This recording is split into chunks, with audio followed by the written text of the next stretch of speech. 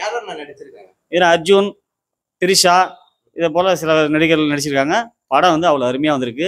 மெயினாக வந்து ஏகே ஒலினால இந்த படமே இல்லை, விடாமுயற்சி எனக்குமே சூப்பராக இருக்கும். எல்லாருமே படத்துல மக்களுக்கு என்ன சொல்ல வர்றாரு அஜித் அவர்கள்?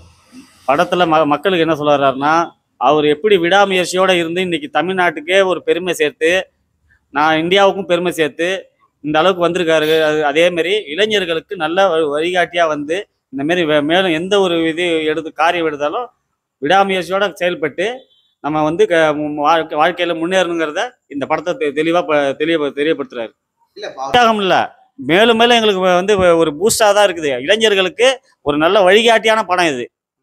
என்ன படம் வந்து படத்தை வந்து யாருமே வந்து தேட்டரில் வந்து நல்லா பாருங்கள், அப்போ தான் உங்களுக்கு அது புரியும். நீங்கள் வெளியில் இதில் பார்த்தீங்கன்னா அதோடைய இது தெரியாது. படத்தில் அவ்வளோ கஷ்டப்பட்டுருக்காங்க, அஜித் அவ்வளோ கஷ்டப்பட்டுருக்காரு படத்தில். அதனால் படத்தை தேட்டரில் வந்து பாருங்கள். நல்லா வந்து நல்ல இளைஞர்களுக்கு நல்ல ஒரு இது கொடுத்துருக்காரு, மெசேஜும் கொடுத்துருக்காரு. படம் அருமையாக இருக்குது. கார் ஓட்டும் போது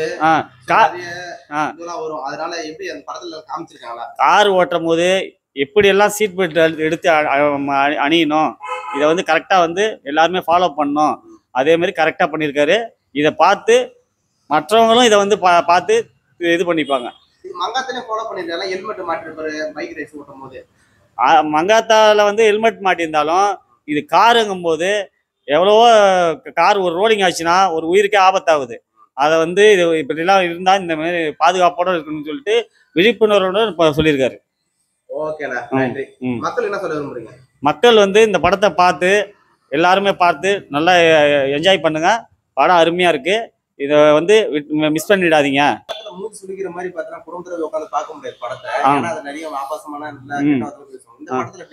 இப்போ அந்த மாதிரி விஷயமே இதில் கிடையாது. படம் அவ்வளோ அருமையாக வந்திருக்குது. அதேமாரி யாருக்குமே பெண்களையோ குழந்தைகளுக்கு பாதிக்கிற மாதிரி எந்த விஷயமும் கிடையாது.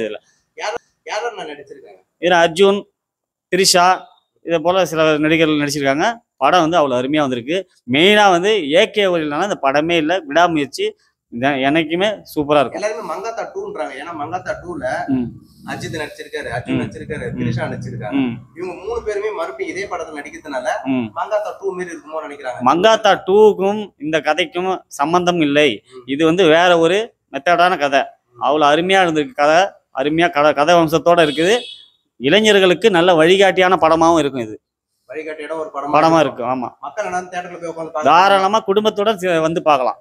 இது எப்படி டிக்கெட் ரிலீஸ் ஆன உடனே எப்படி ஃபுல்லா புக் ஆனது பத்தி உங்க தொண்டர்லாம் என்ன நினைக்கிறீங்க? நாங்க என்ன நினைக்கிறோம்னா, நாங்களே எதிர்பார்க்கல இந்த அளவுக்கு டிக்கெட் புக்கிங் ஆகும். ஏன்னா எல்லாரும் சுத்தி வந்து சொன்னது வந்து படம் வந்து இந்த அளவுக்கு சரியில்லை, கதை சரியில்லை, அது இதுன்னு சொன்னாங்க. ஆனா வந்து எங்களுடைய ஏகே ஒரு ஆளால இந்த அளவுக்கு ஃப்ரீ புக்கிங்கே வந்து ஸ்தம்பித்து போச்சு.